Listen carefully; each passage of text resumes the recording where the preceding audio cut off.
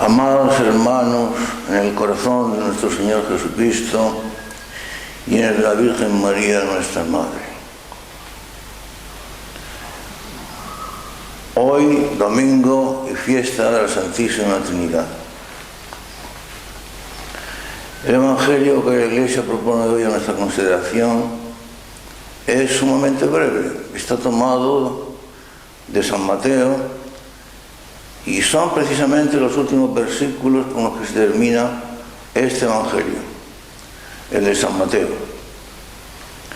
En él aparece nuestro Señor Jesucristo en el momento de su ascensión y en la despedida definitiva de sus apóstoles, y les dice: se me ha dado toda potestad en el cielo y en la tierra. Ir por todo el mundo, bautizando a las gentes en el nombre del Padre y del Hijo y del Espíritu Santo, y enseñándolas a todas las cosas que yo os he mandado a vosotros.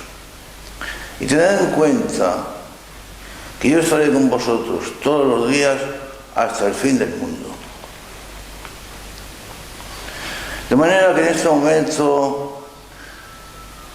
verdaderamente sublime y decisivo en que el Señor se despide definitivamente de los suyos, les dice estas palabras que acabamos de recitar: ir por todo el mundo bautizando a las gentes y enseñándoles todas las verdades que yo os he enseñado a vosotros. De manera que la misión de sus apóstoles, y por lo tanto la de sus sucesores, era ni más ni menos que la de enseñar por todo el mundo a todos los hombres las verdades enseñadas por nuestro Señor Jesucristo, el único maestro de los hombres. Pero esto se dice fácilmente, enseñando a las gentes todo lo que yo os he enseñado y mandado a vosotros. Si aplicamos esta consideración y miramos la situación y el estado de la Iglesia de hoy, en la cual vivimos, de la que formamos parte, vemos la inexistencia, la falta de cumplimiento por parte de los pastores en absoluto de esta consigna o mandato de nuestro Señor Jesucristo. Verdaderamente, lo que enseña la Iglesia de hoy, en general, son las mismas enseñanzas, las mismas doctrinas predicadas por nuestro Señor y hechas realidad en su propia vida. Lo que hoy día se predica es exactamente lo mismo que Él había predicado. Lo que la Iglesia enseña hoy, en general, coincide con el contenido del Evangelio y las verdades transmitidas por los apóstoles en sus enseñanzas recibidas directamente de Jesucristo. Nos encontramos con una situación de la Iglesia verdaderamente desproporcionada con las intenciones de nuestro Señor Jesucristo cuando lo fundó y cuando envió a sus apóstoles por todo el mundo a transmitir, a enseñar las mismas verdades que Él les había propuesto. Una situación completamente, desproporcionada y que nada tiene que ver con esa realidad. Todo lo que yo os he mandado, enseñarle a las gentes. Pero vemos la situación de la Iglesia hoy día, por parte de los pastores. Multitud de pastores encargados de la misión trascendental de dirigir al pueblo de Dios en su camino hacia la salvación eterna. Nos encontramos que son hombres del mundo y del mundo, hablan como el mundo, sienten como el mundo, viven las cosas del mundo y preocupados por los bienes y riquezas de este mundo, es decir, por la influencia, el poder, la riqueza, el dinero, la consecución de puestos de relevancia, el vivir conforme a los criterios y enseñanzas tal como se dicen y se viven en el mundo, su pacto con los poderosos del mundo, su negativa a predicar con claridad la verdad de Jesucristo, nunca dispuestos a enfrentarse a la gente, a los deseos de la gente, sino más bien hablar conforme a los deseos de la gente, omitiendo, escamoteando las enseñanzas de nuestro Señor Jesucristo. Nos encontramos con una multitud de pastores, así se explica la situación de la Iglesia, seamos realistas, porque la situación es grave, faltos de fe digo, y carentes de vida interior. Pero antes de seguir adelante, es necesario hacer un paréntesis digo, muy importante. El hecho de que los pastores de la Iglesia parezcan que no están dispuestos en absoluto a cumplir con su misión de pastores, puestos por Jesucristo para dirigir el pueblo de Dios hacia la salvación eterna, el hecho de que no cumplan con tal misión y estén lejos de llevarla a cabo, no justifica el que dejemos de considerarlos como verdaderos pastores y legítimos pastores. No olvidemos, queridos hermanos míos, un hecho fundamental. Si negamos la jerarquía de la Iglesia y pretendemos eliminar de la Iglesia una jerarquía que consideramos corrupta, si tal cosa se hiciera, una Iglesia sin jerarquía dejaría de ser Iglesia visible. Y la nota de la visibilidad es una de las notas esenciales de la verdadera Iglesia.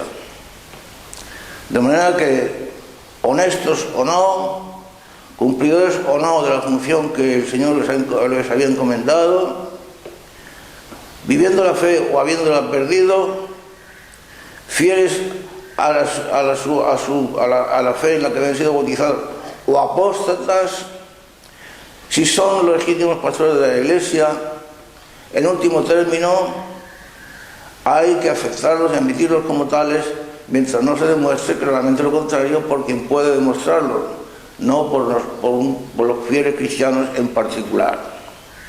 Porque de otro modo, como digo, una iglesia desprovista de jerarquía dejaría de ser iglesia visible y por lo tanto ya no podría ser considerada como verdadera iglesia. Pero continuando con lo que veníamos diciendo, nos encontramos una multitud de pastores que no tienen inconveniente no ya en dejar de predicar las verdades del Evangelio, cumpliendo el mandato del Señor, enseñando a la gente todo lo que Dios os ha mandado a vosotros, sino que incluso difundiendo doctrinas claramente anticristianas, defendiendo vicios claramente nefandos, confundiendo deliberadamente a las gentes y dejándoles en definitiva sin pastor, desconcertadas, confusas y sin saber a dónde dirigirse. Pastores que han pactado con el mundo y con los poderes del mundo y traidores por lo tanto a la Iglesia y al pueblo cristiano. El pueblo cristiano se encuentra en una situación en la cual no tiene que nos dirija, en la cual, hambriento de la verdadera doctrina, se encuentra sin la verdadera doctrina. Si vosotros que sois malos cuando vuestros hijos piden pan, no les dais una piedra, pero hoy día son muchísimos millones los fieles cristianos que en vez del pan de la doctrina que tenían que recibir, reciben más bien la piedra de la que hablaba Jesucristo o la serpiente de la que también hablaba el Señor. En cuanto a los problemas, ¿qué problemas son los que preocupan a tales pastores? ¿Y cuáles son los problemas que les anima a difundir sus enseñanzas y sus proclamaciones ante la multitud de los fieles? Por ejemplo, para ser concretos y actuales, hoy en día el problema que parece preocupar a multitud de pastores, incluso de elevada jerarquía, es el problema del fútbol. Largos discursos de pastores de inmensa responsabilidad dedicados al fútbol. Yo no tendría nada contra el fútbol, aparte de que siempre lo he considerado desde hace muchos años como una mafia espantosa en la que se llevan a cabo multitud de negocios verdaderamente sucios e inmorales. No de todo está apañado, pero esa es otra cuestión. Pero el problema del fútbol es el problema que ha de preocupar a los pastores para predicar a los fieles. El fútbol. A mí me asombra, por ejemplo, el caso de Chile, un país por el que yo siento verdadera admiración. No he tenido el honor y la satisfacción, porque no se me ha presentado la ocasión de visitarlo, pero conozco a muchas de sus gentes, algunas de las cuales son hijos espirituales míos, de manera que sé lo que me digo. Y son gentes verdaderamente extraordinarias, de un valor humano a toda prueba, de una inmensa vida interior, de una disposición a dar testimonio de Jesucristo realmente increíble, de un espíritu de sacrificio admirable. Un pueblo de profunda raigambre cristiana, un pueblo en el que te encuentras, repito, hombres y mujeres de valor excepcional. Yo he conocido a lo largo de mis correrías a lo largo del mundo con muchos hombres y muchas mujeres verdaderamente extraordinarios, muy extraordinariamente valiosos, pero os digo de verdad que nunca más valiosos que los chilenos que yo he conocido. Como digo, algunos de los cuales son hijos espirituales míos, de manera que sé lo que me hablo.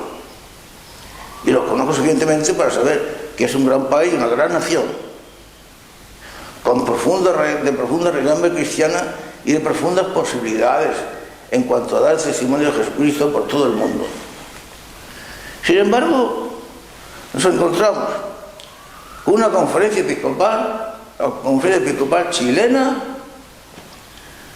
que aprovechando el momento actual del Campeonato Mundial del Fútbol, dedica la página web de tal conferencia episcopal por completo, y mientras dure el campeonato del fútbol, exclusivamente a hablar de fútbol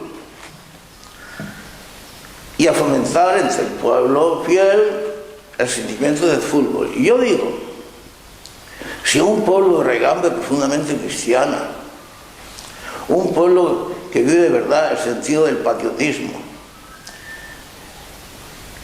dando de lado a esa raigambre cristiana y a los valores cristianos y al verdadero sentido del patriotismo, funda todo su patriotismo en el fútbol y todo su sentido de los valores en el fútbol, y todo el valor como nación depende de los resultados de su fútbol, y tal cosa y tal sentimiento es fomentado por los pastores, alimentando así el vacío interior de las almas, el desasosiego de las almas, la falta de alimento espiritual. Ese pueblo está condenado sencillamente a desaparecer como tal. Ese pueblo ha dejado de ser tal pueblo. Ese pueblo realmente lo ha perdido todo. El fútbol, solamente el fútbol, discursos sobre el fútbol, consideraciones sobre el fútbol, y no hay más problema que el fútbol. Y millones de almas olvidadas de Dios, olvidadas de su fe, desconsideradas con todo lo que es con algo de contenido sobrenatural, y solamente preocupadas por el fútbol. Pero bueno, vamos a ver, el fútbol, gane el uno o gane el otro, sea derrotado el uno o sea derrotado el otro, pero ¿qué va a quedar del fútbol y de los triunfos o las derrotas en el fútbol y de las búsquedas con locura de campeonatos y de figurar? ¿Qué va a quedar de todo eso dentro de pocos años? Yo diría de pocos meses, dentro de pocos días. Nada, absolutamente nada. ¿Qué trascendencia va a tener eso para la salvación de las almas? ¿Qué importancia tiene eso como para suscitar el interés de los pastores y hacerlo el objeto de su principal preocupación e incluso de su predicación con respecto a los fieles? Diréis que es una banalidad, pero no lo es. porque es un problema tan importante como el hecho de que los pastores dejaran de predicar la palabra de Dios y se dedicaran pues a cosas puramente humanas, buenas o malas, pero puramente humanas, que nada tienen que ver con la misión de los pastores. Luego además, en tales motivaciones y en tales conductas, y muchas veces entra la hipocresía y los gestos puramente teatrales y por lo tanto carencia de contenido y por lo tanto también actos para confundir las almas. Por ejemplo, hoy día se habla mucho de la paz, y se llevan a cabo incluso por jerarcas de la mayor categoría gestos espectaculares y teatrales en favor de la paz. Jerarcas católicos acompañados a lo mejor de musulmanes y de judíos, trabajando y haciendo gestos que luego han de ser transmitidos por los medios de comunicación del mundo entero, hablando y actuando, dicen ellos, en favor de la paz. Pero vamos a ver, esos gestos teatrales espectaculares, por muy espectaculares que sean, ¿qué trascendencia tienen? ¿Qué contenido contienen? ¿Y en qué se resuelve en definitiva en cuanto a la paz? Esos mismos que llevan a cabo tales gestos teatrales y espectaculares son los mismos que están fomentando el negocio de armas. Israel, por ejemplo, los judíos son uno de los mayores exportadores y vendedores de armas de todo el mundo, y el mismo arsenal judío es de los más importantes del mundo, de los más importantes. De manera que hablando de la paz y por otra parte viviendo y fomentando y llevando a cabo el negocio de armas. Y no hablemos de musulmanes, también hablando de la paz y haciendo gestos en favor de la paz, y por otro lado persiguiendo a los cristianos, lo mismo que los judíos también, martirizando a los cristianos, asesinando a los cristianos, y eso un día y otro, todos los días. Yo, hermanos míos queridos, no sé lo que pensáis de mí, pero yo veo tales gestos y tales situaciones y sencillamente me parecen una hipocresía, una desconsideración con respecto a la realidad de las cosas, un engaño a las gentes y un olvidarse por completo de la obligación de los pastores de predicar la palabra de Jesucristo. Esos mismos que llevan a cabo tales gestos en favor de la paz. ¿Pero qué paz?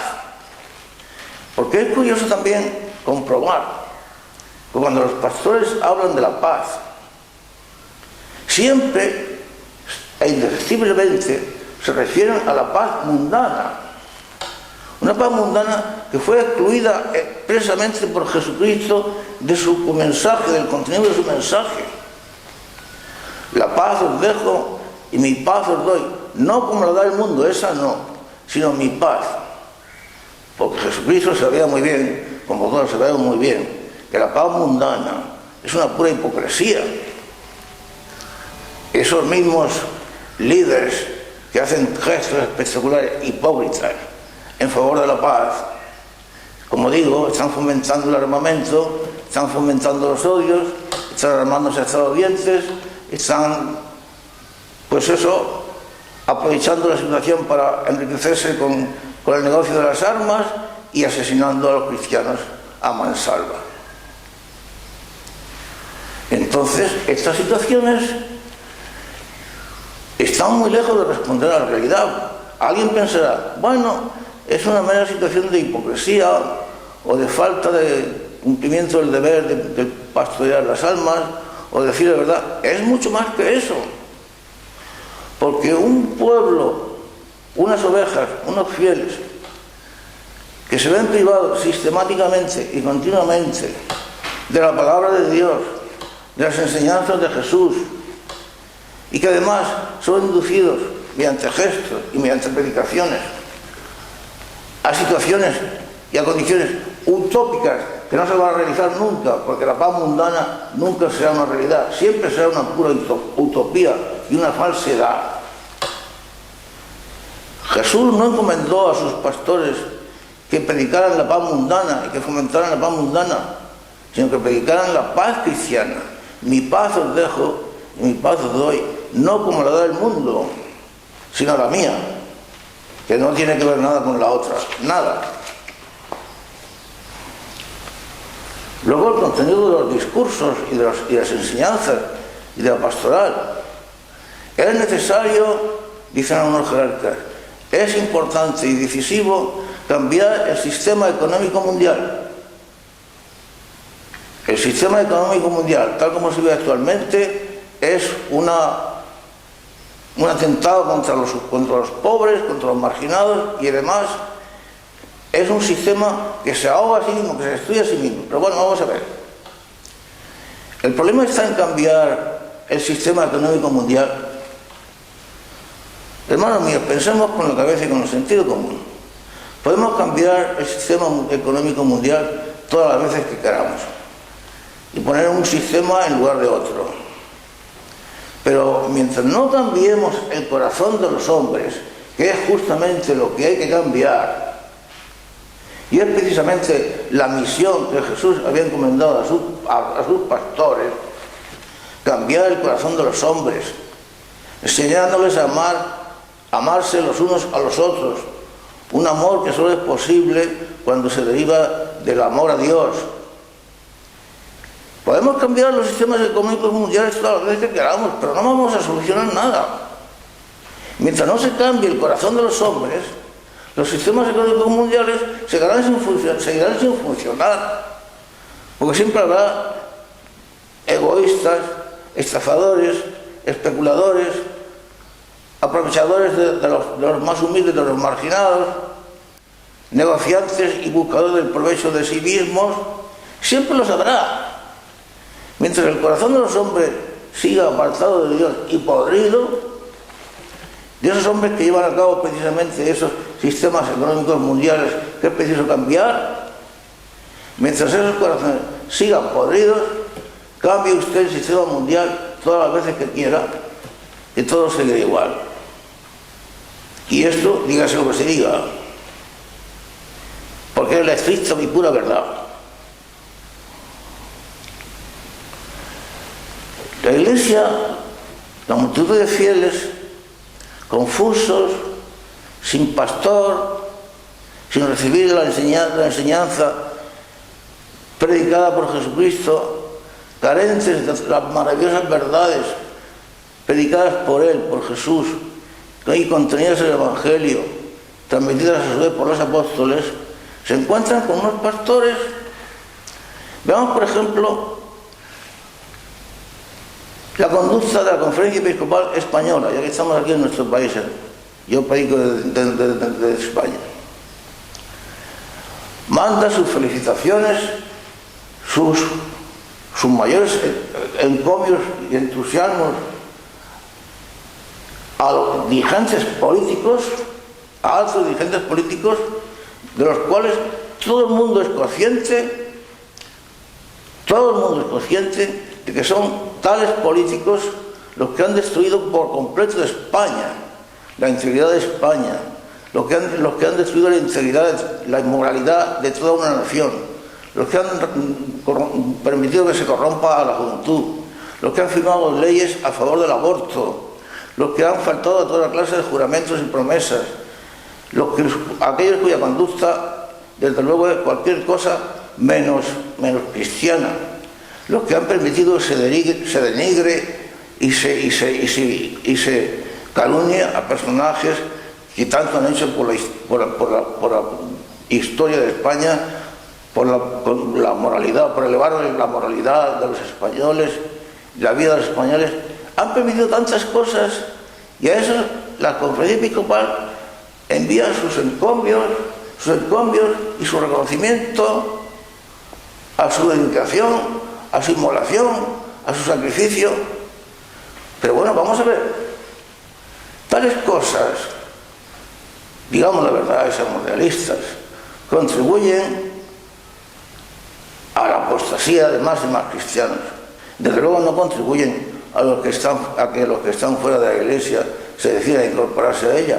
Al contrario, porque cada vez se apartan más cuando ven la conducta de los pastores. Ven, por ejemplo, a políticos altamente responsables, encumbrados,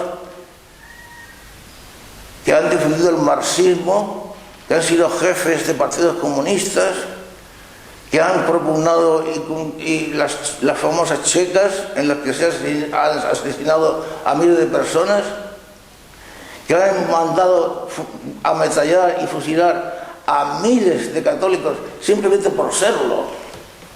Concretamente en España, en las orillas del río Jarama, junto a un pueblecito que está precisamente cerca de Madrid, miles de católicos ametrallados por ser católicos por tales políticos que hoy día han sido encumbrados, son encumbrados, reciben homenajes por los gobiernos y por los políticos más prominentes del país, por las personalidades más influyentes.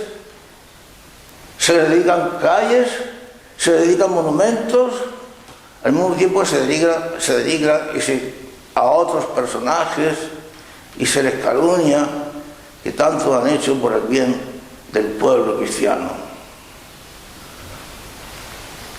En esa situación podríamos preguntar, bueno, claro, ¿qué es lo que pasa con las órdenes y congregaciones religiosas? Los antiguos monjes, las antiguas monjas en sus conventos dedicadas a la oración y contemplación, a la oración contemplativa, a la oración de Dios y al sacrificio y a la conducta heroica de hacer el bien entre sus semejantes en hospitales, asilos, misiones, etc. ¿Qué se hizo de todo eso? Hoy día nos encontramos con los curas roqueros, con las monjas roqueras enloquecidas, completamente paganizadas, difundiendo doctrinas contrarias a la doctrina de la Iglesia y a las verdades cristianas, e incluso a las verdades más elementales que se derivan de las exigencias de la naturaleza humana.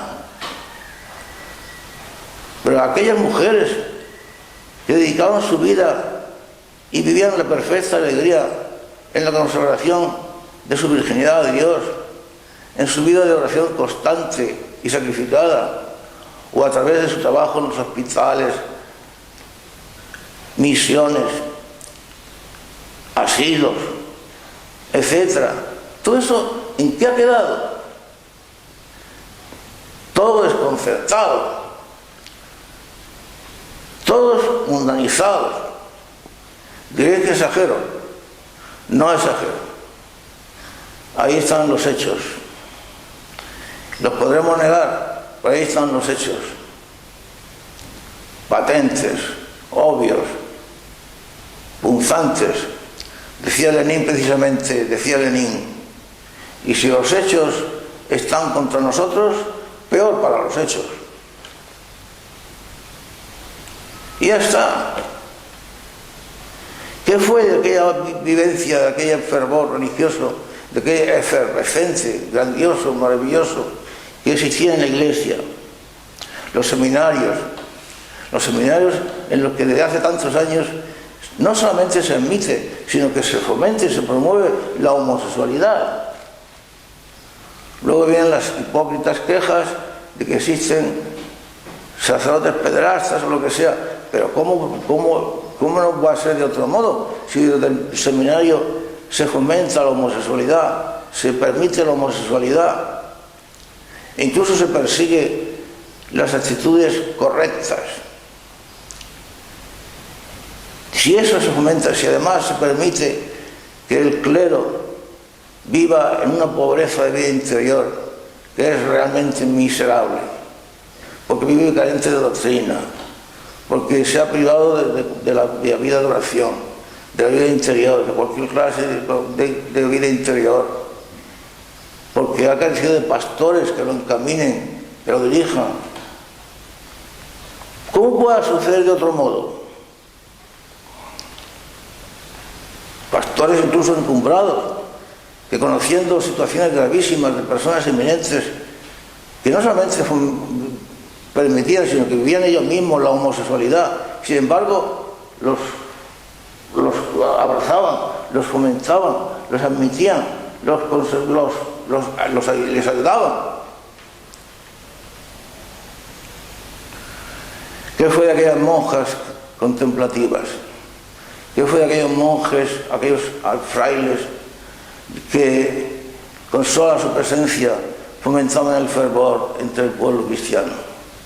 ¿Qué fue de aquellas multitudes de sacerdotes que en pueblos, ciudades, villorrios y aldeas vivían su vida de sacrificio en favor de tantas y tantas gentes?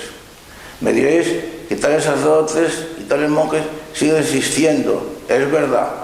Pues claro que sí, y siempre lo sabrá, pero la globalidad y la generalidad de lo que ocurre y de lo que hoy día existe en la Iglesia va por otros caminos, como todos sabemos muy bien, si es que lo queremos reconocer. En fin, ¿para qué seguir, hermanos míos? ¿Para qué relataros e insistiros y fomentar vuestro mal humor hablando de las situaciones que todos conocemos tan bien, que estamos presenciando y que a no ser que voluntariamente cerremos los ojos o hayamos hecho pacto con la mentira, estemos dispuestos a admitir? En medio de todo esto, ¿no sería bueno que nos volviéramos a Jesucristo, a la persona de Jesucristo? Estamos más necesitados que nunca de la persona de Jesús, de Jesucristo.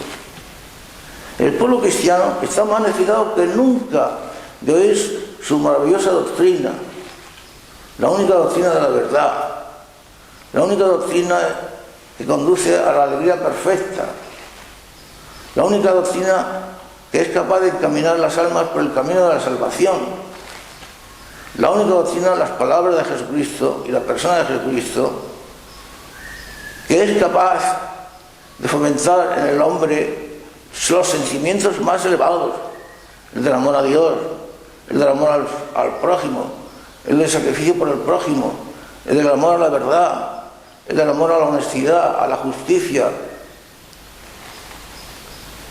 Es verdaderamente admirable que este hombre, Jesús, permitidme que hable de la palabra, que use la palabra hombre, así recalcándola, cuando hablo de Jesús, porque ciertamente que Jesús es verdadero Dios y verdadero hombre, ciertamente, hombre verdadero y Dios verdadero, pero permitidme que recalque la idea de su verdadera humanidad, de que Dios se hizo uno de nosotros, que vivió entre nosotros, no que se hiciera semejante a nosotros, sino uno de nosotros, precisamente para mostrarnos el abismo de inmensidad del amor de Dios hacia nosotros, para mostrarnos y enseñarnos lo que es el verdadero amor, cómo los hombres de hoy día estamos necesitados de volver a la idea, al concepto del amor verdadero, que lo hemos olvidado por completo y lo hemos sustituido por cosas tan humanas como el sexo y demás. Jesucristo vino a mostrarnos el amor de Dios y el amor y el abismo del amor que Dios tiene hacia nosotros.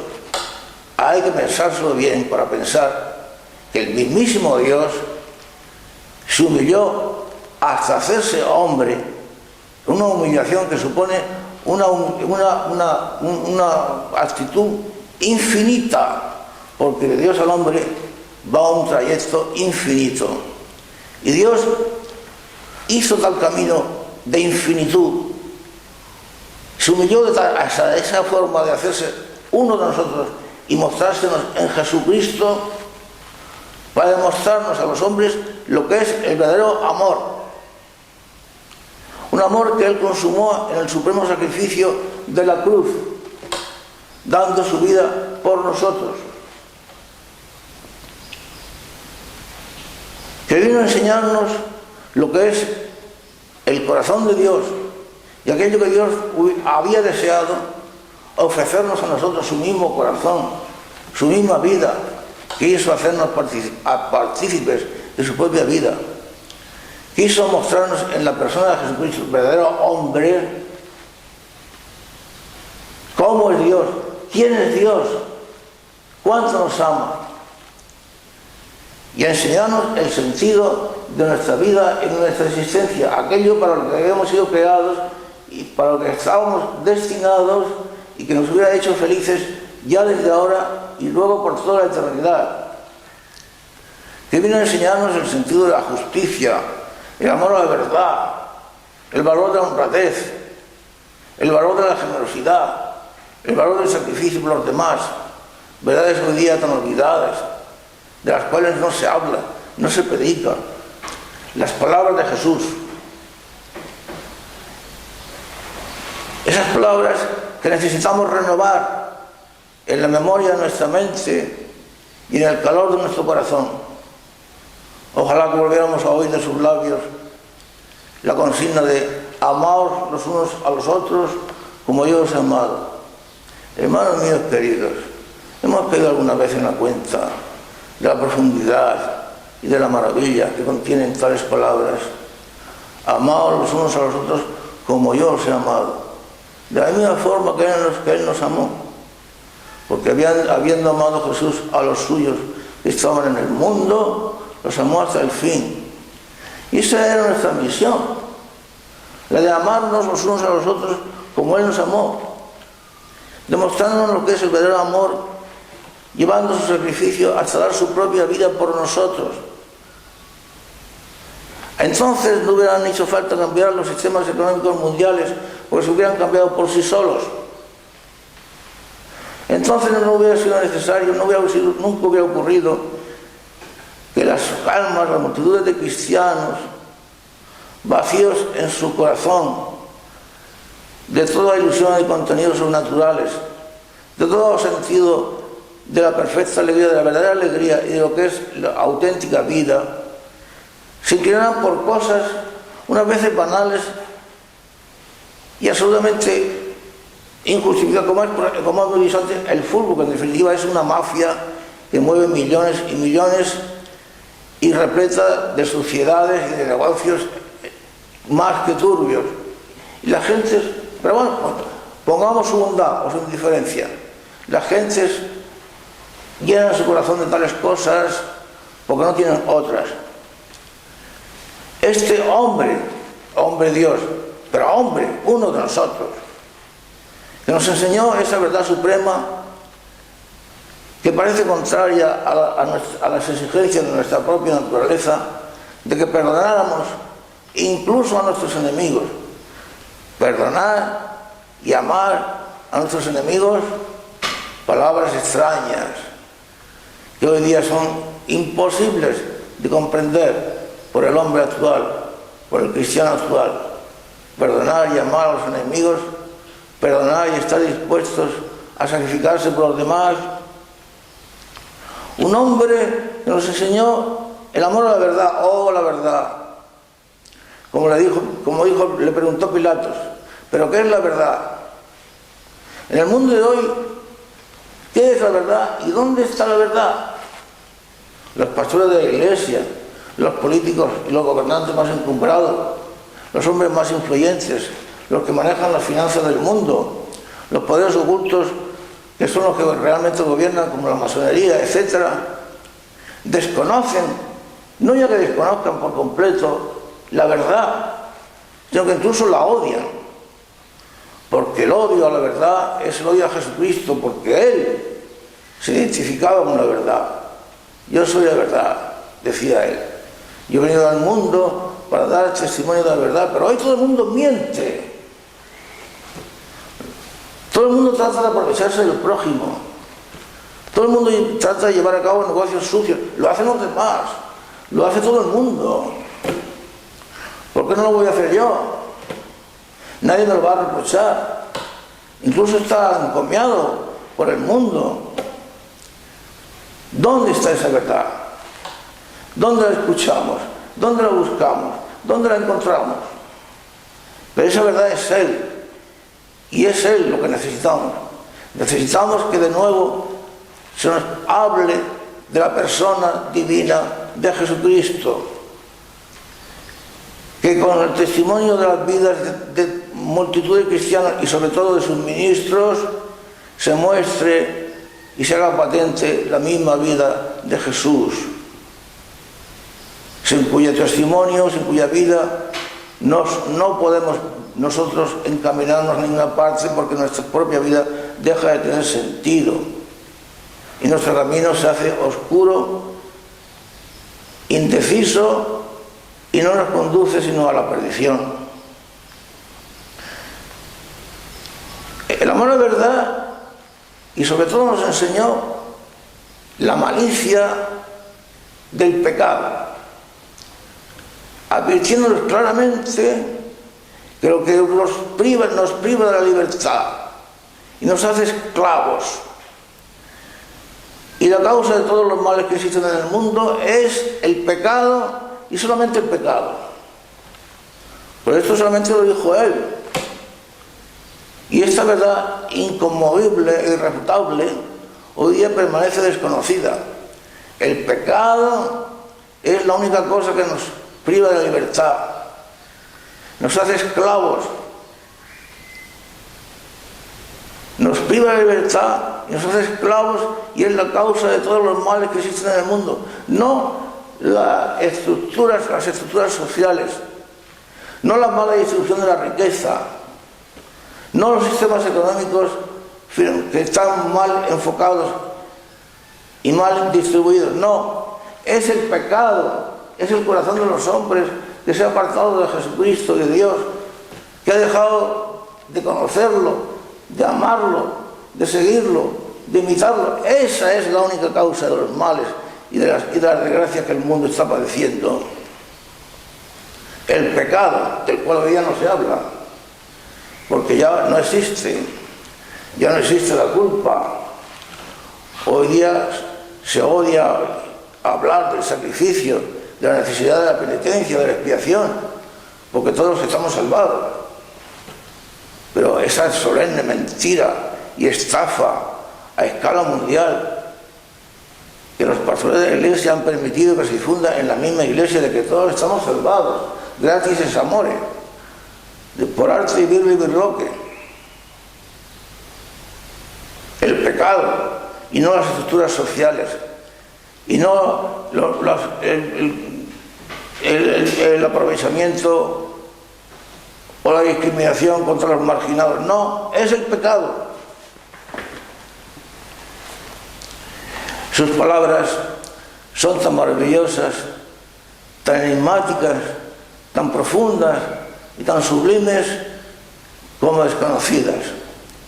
¿Quién hoy día esté dispuesto a admitir o a comprender la profundidad de esas palabras por las cuales el Maestro Jesús decía: el que busque su propia vida la perderá, pero el que la pierda por amor de mí la hallará?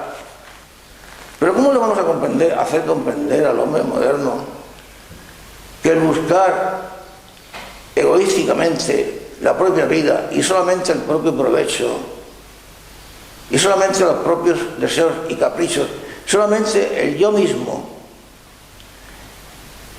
que eso conduce a la perdición? ¿Cómo le hacemos comprender al mundo moderno, al hombre moderno, a los cristianos de hoy? ¿Quién predica esa verdad irrefutable, inconmovible de Jesús? El que busque su propia vida la perderá. Mis palabras son espíritu y vida y no pasarán. El mundo pasará, pero mis palabras no pasarán. ¿Y por qué hemos olvidado esa enseñanza fundamental de Jesucristo, tan trascendental como que el creerlas o no creerlas, el practicarlas o no practicarlas, lleva consigo el sentido de nuestra vida y la perdición o la salvación eternas de nosotros mismos? El que busque su propia vida. Palabras del Señor que hoy día parecerían no ya incomprensibles, sino incluso escandalosas. ¿Quién estaría dispuesto a admitirlas? No podéis servir a Dios y a las riquezas. No se puede hablar con más claridad. Como habría que recordárselas a las grandes órdenes religiosas de la Iglesia, siempre buscando más riquezas, más poder, más influencia, más posesiones. Pero si es imposible servir a Dios y a las riquezas, no que lo diga yo, lo dijo Jesús: no podéis servir a Dios y a las riquezas. Por eso aquellas sus maravillosas palabras, iba a decir divinas palabras: porque realmente lo son, maravillosas, inefables, sublimes y al mismo tiempo conmovedoras e impactantes. Bienaventurados los pobres. Bienaventurados los pobres. Pero ¿quién se puede hoy considerar bienaventurado por sentirse pobre, por verse en una situación de pobreza? Es que además la idea de la pobreza que hoy día el mundo tiene, y la idea de la pobreza que hoy día la Iglesia predica, no tiene nada que ver con la auténtica virtud cristiana de la pobreza, que es el desprendimiento de uno mismo, la entrega de uno mismo por amor, porque eso es el amor, el olvido de uno mismo y el verse en una situación en que uno lo ha entregado todo y lo ha dado todo por amor.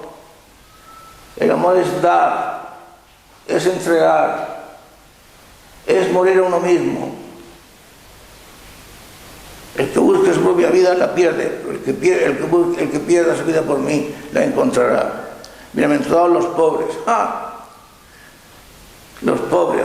Hoy se considera a los pobres, los marginados, en un sentido puramente social,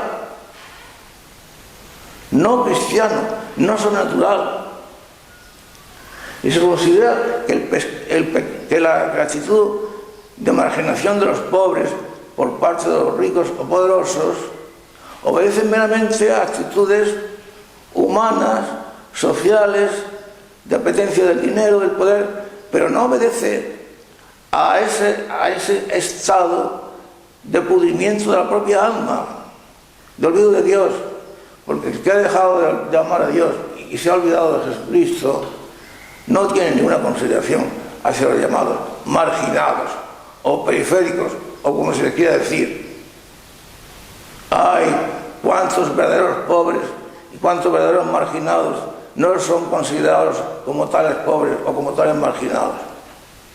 ¡Ay! ¿Cuántos verdaderos pobres y verdaderos marginados se consideran felices de ser despreciados por el mundo, precisamente porque viven una pobreza en imitación de nuestro Señor Jesús, que siendo rico, dice San Pablo, se hizo pobre por amor a nosotros. Bienaventurados los que lloran.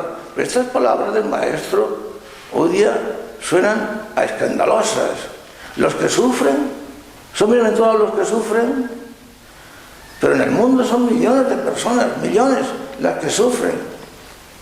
Unas lo confiesan claramente, otras lo disimulan, otras lo soportan, otras se rebelan contra esa actitud de sufrimiento. Sin embargo, bienaventurados los que sufren, siempre y cuando ese sufrimiento, para que tenga sentido y para que merezca el calificativo de bienaventuranza, sea motivado por el amor. ¿Y el amor a quién? A la persona de Jesucristo, que padeció y murió por nosotros y se entregó en la cruz por nosotros. Cuando esos sufrimientos y padecimientos de los que son objeto millones de personas en el mundo entero se sufren, se soportan y se llevan, incluso con alegría, por amor a Jesús, entonces, y solo entonces, es cuando merecen el título de bienaventuranza. Y la palabra de bienaventuranza en boca de Jesús significa la alegría perfecta, teniendo en cuenta que tal alegría perfecta no es una promesa para el mundo venidero, para la vida eterna, sino que es una promesa para ahora, para ya, porque los pobres son de ya, son de este momento. Los pobres no son del reino de los cielos, sino de ahora. Y sin embargo, tales pobres, cuando son verdaderamente pobres en Jesucristo, son los que viven la verdadera y auténtica bienaventuranza. Pero hoy día, ¿quién entiende y quién escucha esas palabras del Señor? Los que lloran. Y esas palabras del Señor, olvidadas, disimuladas, preteridas, escamoteadas, y sin embargo tan maravillosas y sublimes: ya no os llamaré siervos, sino amigos. Podemos pensar una vez lo que supone que este hombre, verdadero hombre, hombre Dios, o sea, Dios mismo, relegue de sus funciones de omnipotencia, de señoría, se allegue de tal forma y se aproxime de tal manera a nosotros que quiera ser no ya nuestro Señor, sino nuestro amigo. Hemos pensado en nuestros trabajos, en nuestras tribulaciones, en nuestros sufrimientos, en nuestros problemas, que Jesús quiere ser nuestro amigo. No ese Señor omnipotente que nos espera después de la muerte para juzgarnos inflexiblemente y castigarnos por nuestros pecados.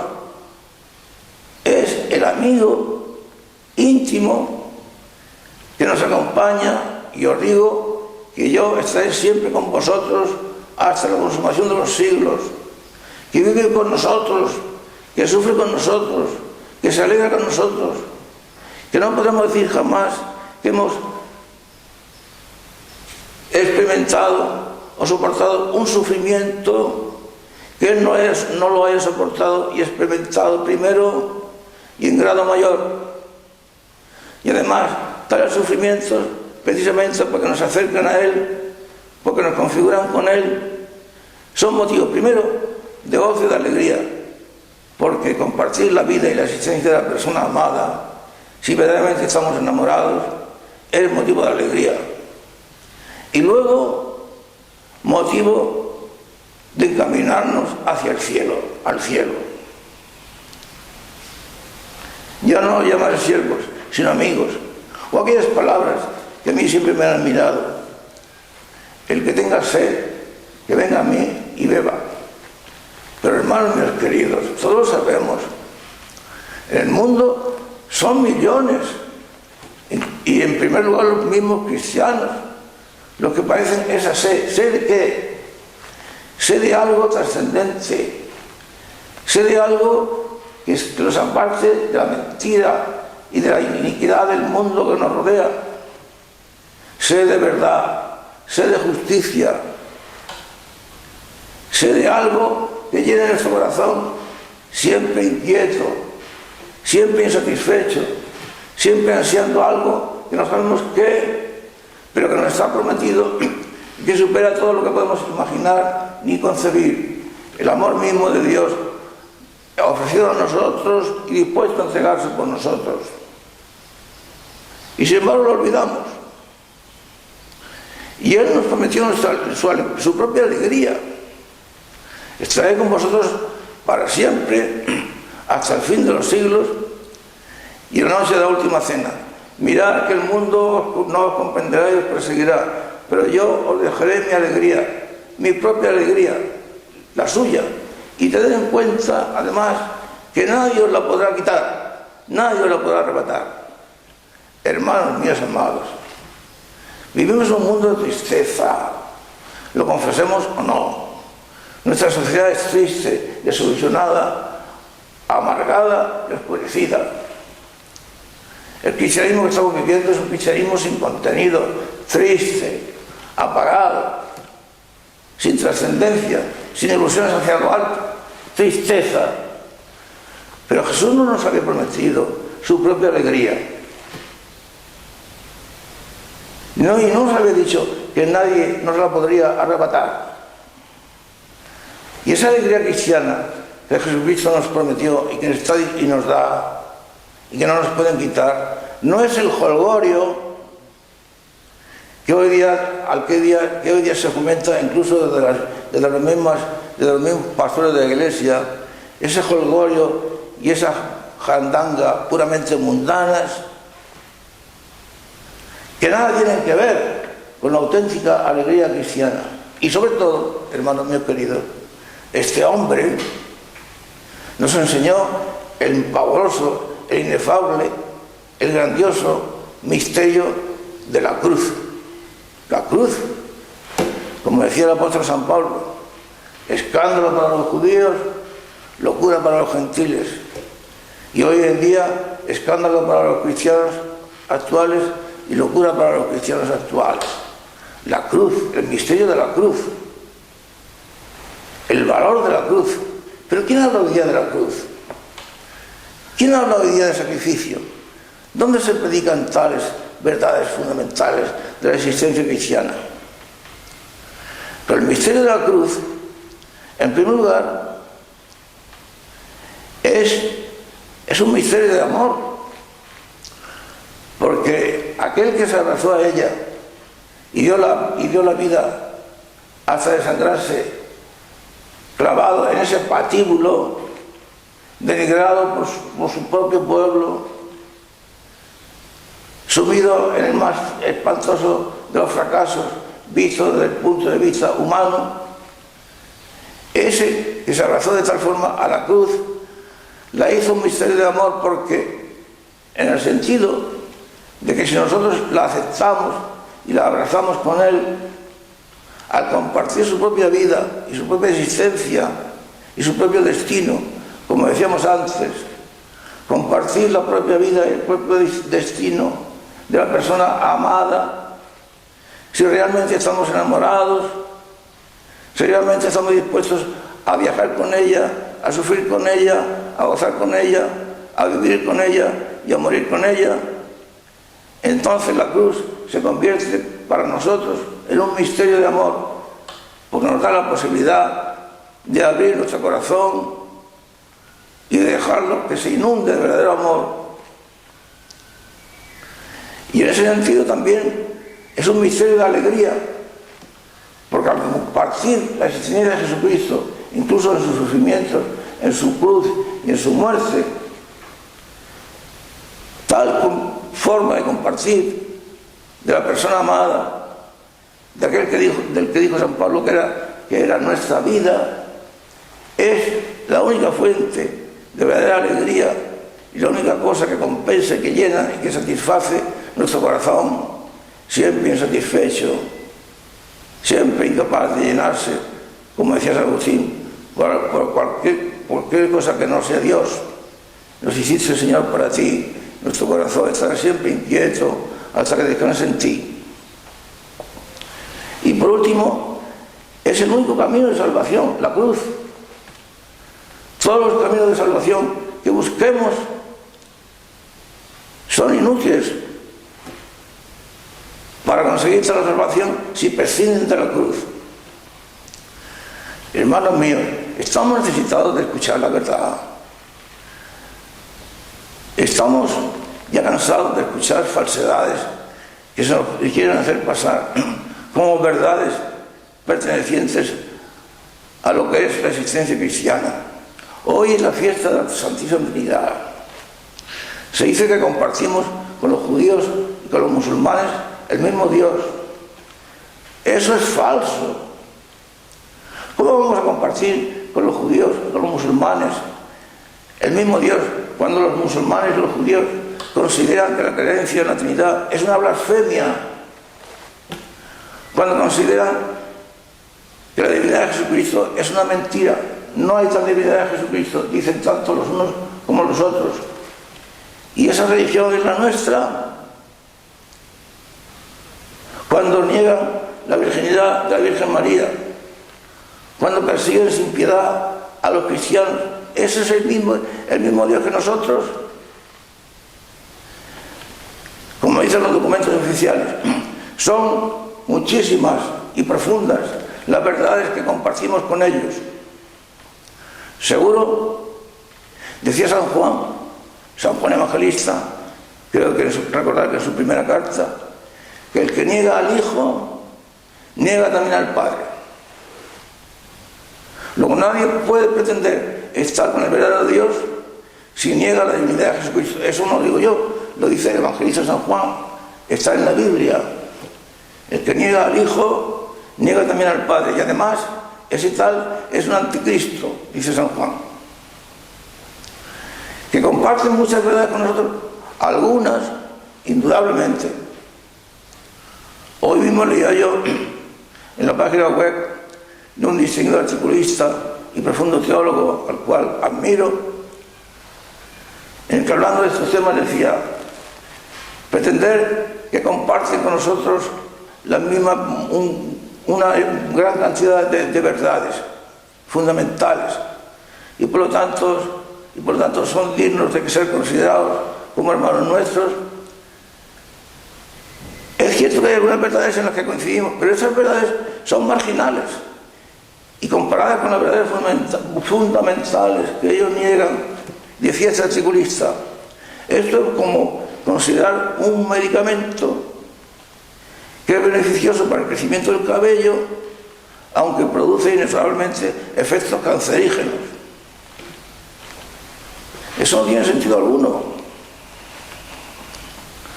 Pero en fin, de una manera o de otra, y viviendo en este mundo confuso,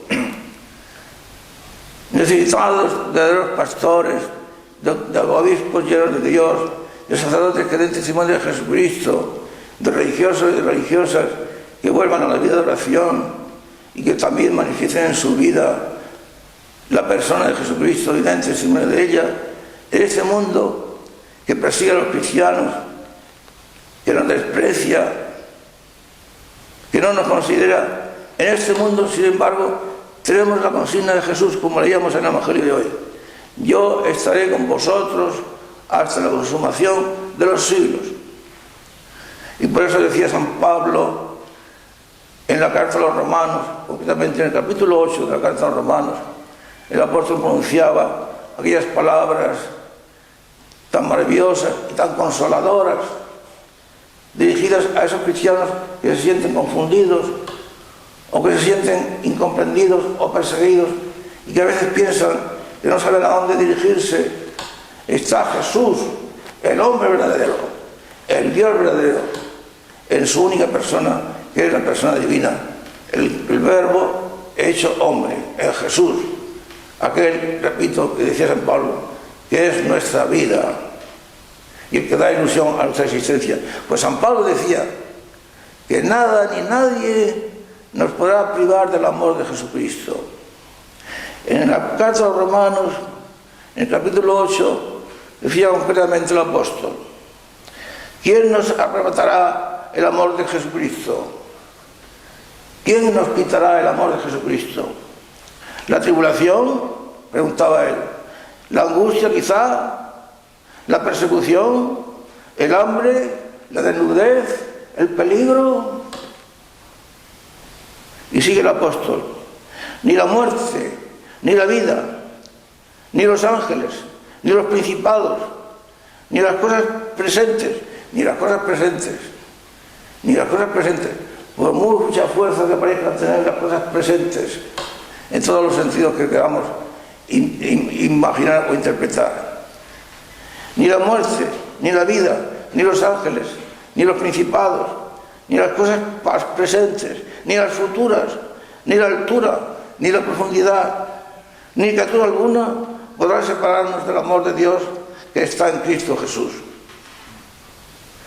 Y esas palabras del apóstol y esa consigna de Jesús en su despedida definitiva a los discípulos en el momento de la ascensión: yo estaré siempre con vosotros, pase lo que pase, hasta la consumación de los siglos, puede ser y debe ser para nosotros consolación para nuestra alma, ánimo para nuestro espíritu, fortaleza para seguir combatiendo y para seguir oponiéndonos a los criterios del mundo.